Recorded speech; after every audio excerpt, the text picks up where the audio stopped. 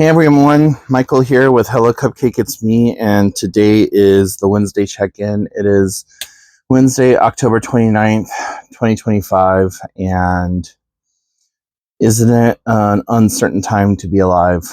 If you haven't done so already, please hit like and subscribe. Then head on over to podcast.hellocupcakeitsme.com to check out the podcast. It's updated every Thursday. Also, follow me on TikTok for TikTok Tuesdays, which is a little 10-minute segment that I usually do over there. Follow me on all the other social media platforms and check out my book, Carpe Diem Scroto, 365 Daily Affirmations, found at www.cdsthebook.com. So at the time of doing this video, it is 2:52 p.m. Pacific Standard Time. I disassociated completely from time because my typical day-to-day schedule changed a little bit yesterday, and I was up until like almost 4 o'clock this morning working on my Halloween costume, and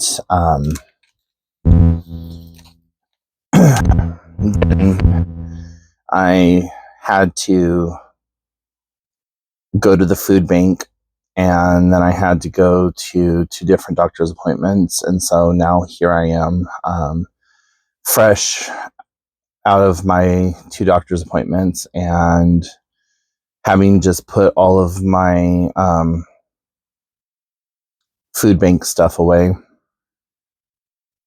So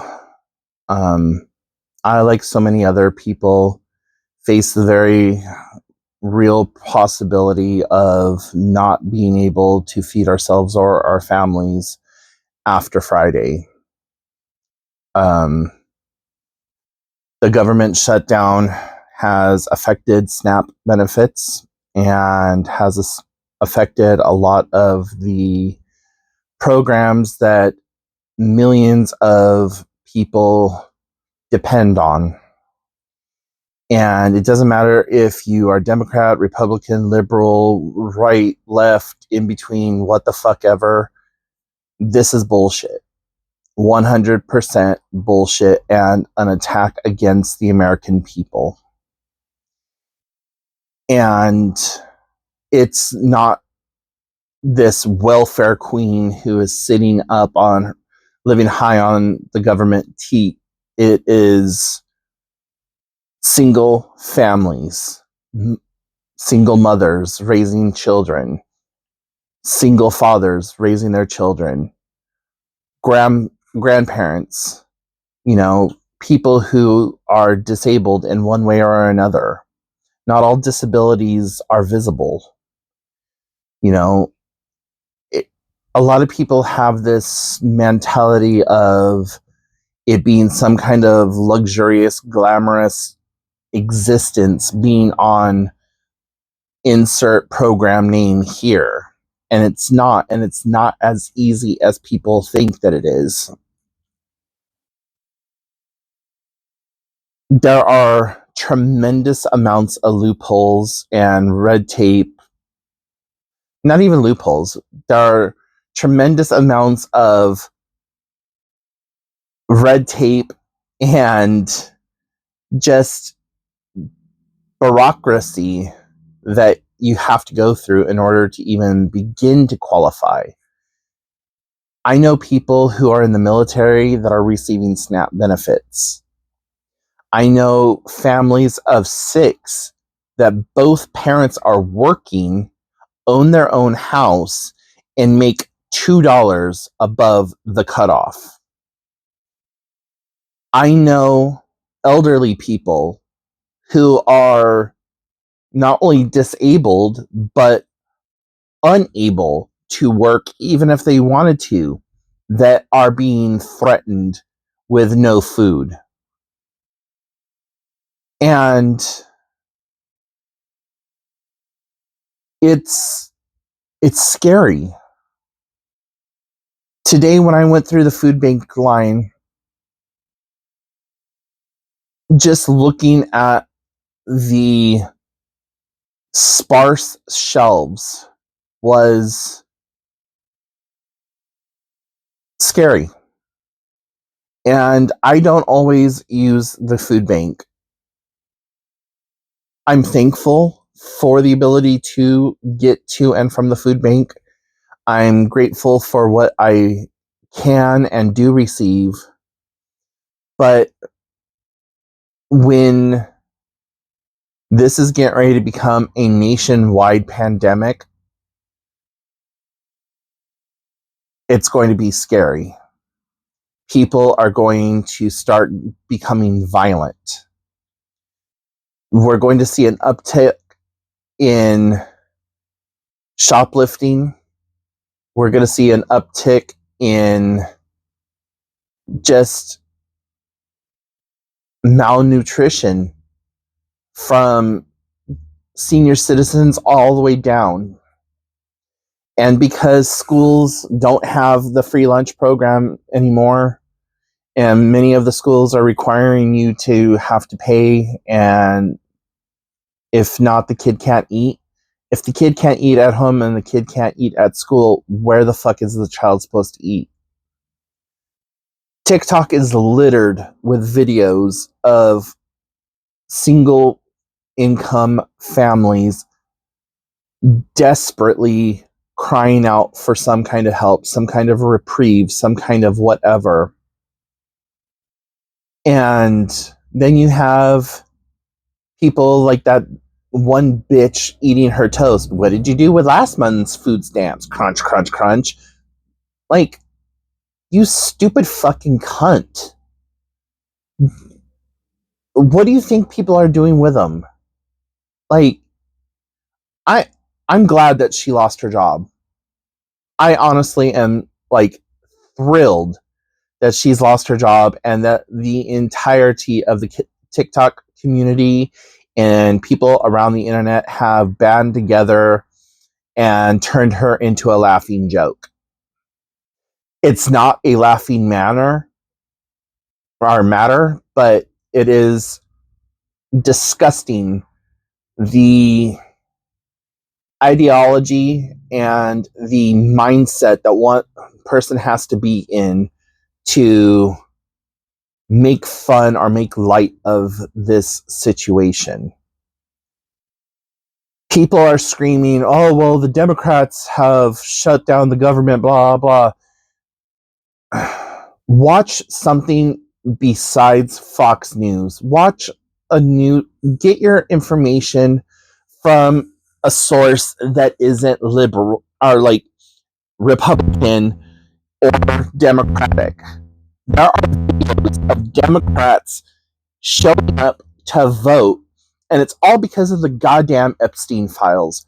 Fuck the goddamn Epstein files. We all know who the hell is going to be on those files. We know that half of our politicians, their names are going to be on that shit. It does not fucking matter. In this administration, we are not going to have the coverage and the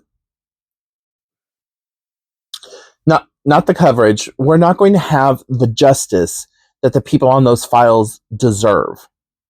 We need a whole new presidency. We need a whole new administration cabinet. We need new people in there in order for the justice to be served. Does the list need to be like brought out? Yes, it does. Does it need to be right this second? No. But in order for everyone to take place and for shit to go back to the way that it was, or at least some of the programs being reestablished, it has to. And it's just a scary time for a lot of people. And I'm trying not to worry about it because I have a little bit of a support system. But for right now, it's just what it is.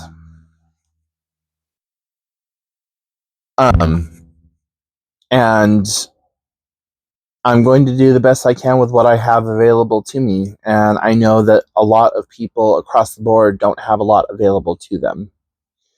So if you are of the mindset of, fuck that person, they could get off their ass and go get a job, stop for a minute and think of how elitist that is.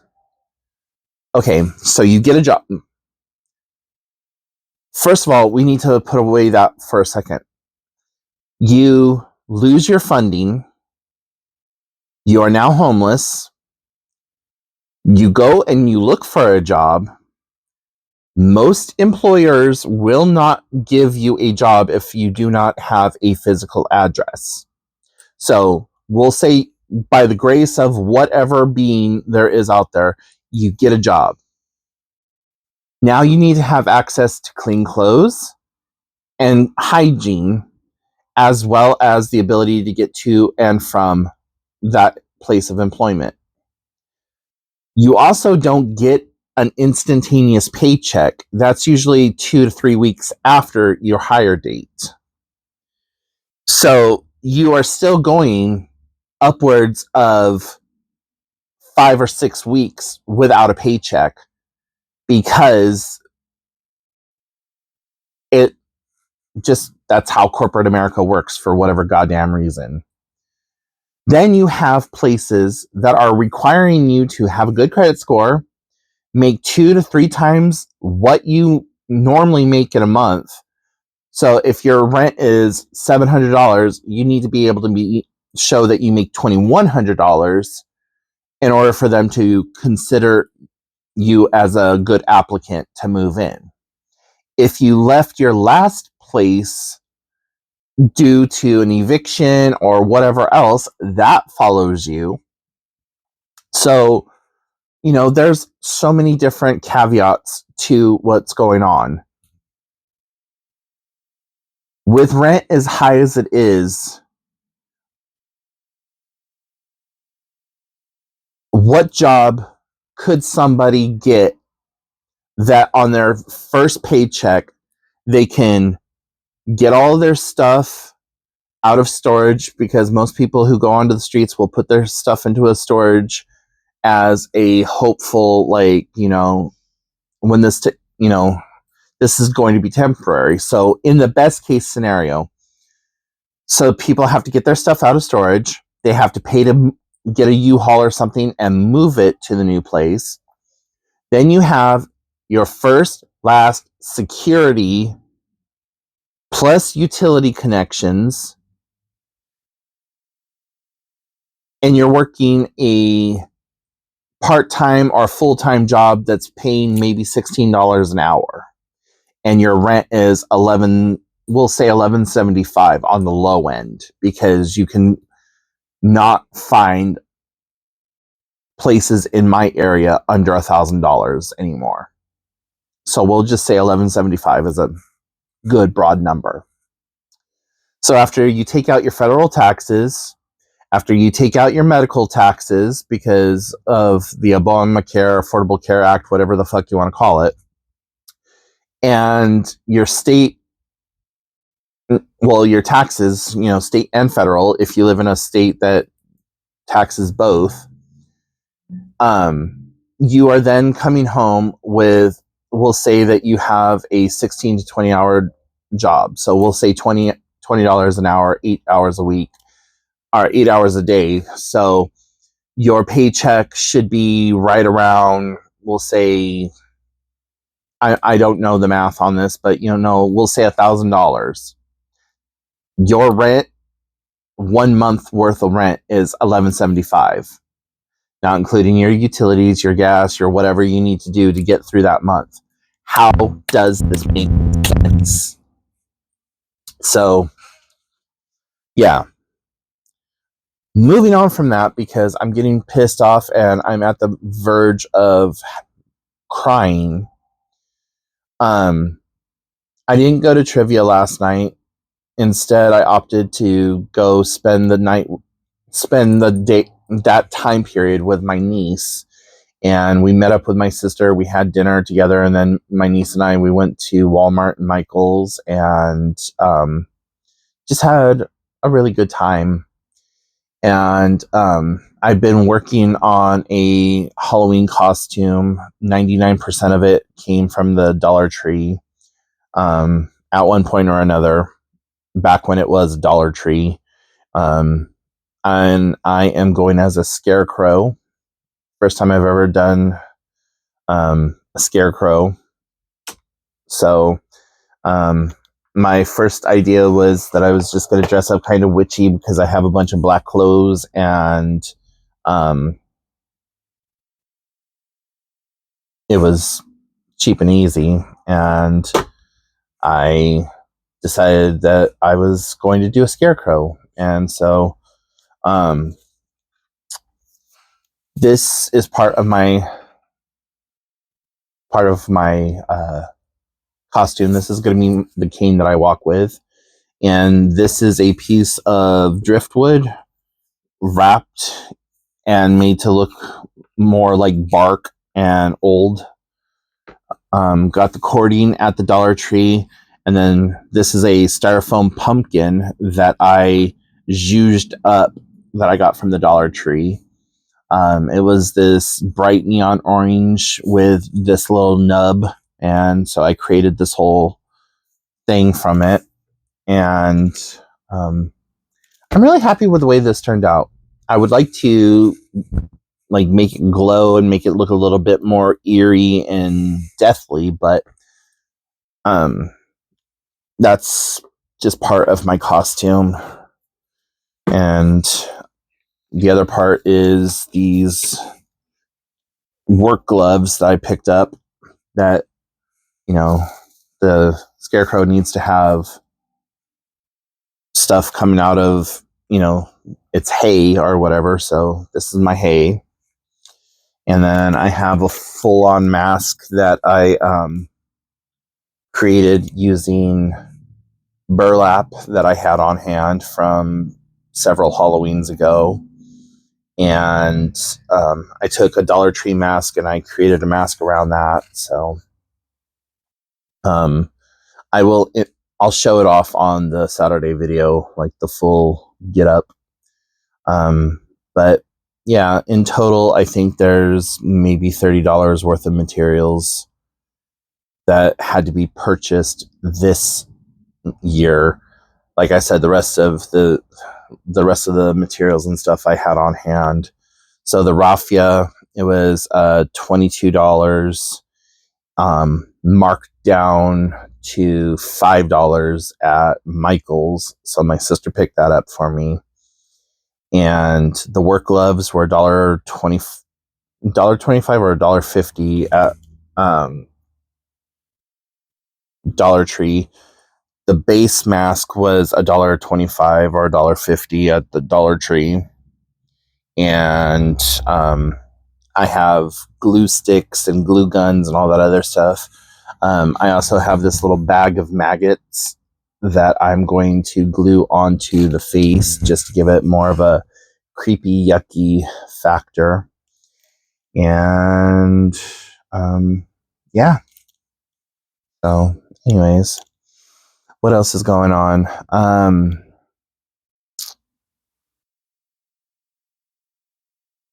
Been doing a lot of heavy hitting at my therapy sessions, and today was no different. And it was we did a bunch of question and answers today, and looking at the autism and the ADHD stuff that I wanted to originally get seen for. I didn't even know about the autism aspect until they brought it up. And a couple of the tests that they did said that I am within the autistic threshold, but we have to do some more testing. And because I have an internal support structure, our IF IFS, internal family support, or dissociative identity disorder, whatever it is that you want to call it, because I have that going on inside, it's a little bit harder to actually pinpoint what is going on because there's a lot of like overlapping comorbid things. And so it's just fun. So, yeah. And then I went to my chiropractor directly after my mental health appointment, and I was talking to the receptionist, and we've become familiar enough to talk with each other over things. And when I came out, I told her, I said, let's go ahead and schedule for next Wednesday, not realizing that, or not taking into account that next Wednesday I might not have the money to see my provider anymore. So she said, Michael, we'll cross that when we get to that time, or when we get there, and you're amazing. And that hit me so fucking hard. Like, what do you mean I'm amazing? Like, what? Like, what do you mean by that?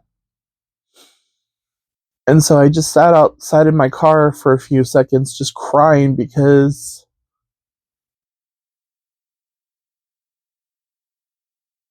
why? Why was that said? Like, what do you mean by that? Like,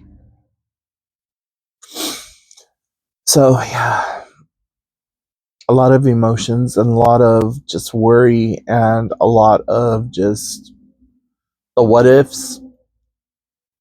And there's a lot that I need to talk about and want to put out on the video, but I'm going to stop for right now, and hopefully I remember it when the Saturday check-in comes in. So anyways, guys, thank you for listening. Thank you for always showing support. Even, thank you to the trolls who talk shit on my channel. Like, I wish I could get my channel monetized because fuck, you guys would make me $1 million. But I don't have the subscription requirement. Thank you, Google, for changing that. But that's a whole nother story for a different time. So anyways, guys, remember, you're doing the best you can with what you have available to you. And regardless of what happens over the next couple of days, keep fighting. We have to be there for each other. Don't be ashamed to ask for help if you need the help. And the 988 crisis line is there. If you got to call and just talk to somebody, there's international crisis lines. There's LGBTQIA plus lines. So, yeah. Anyways, I will talk to y'all later. Bye, guys.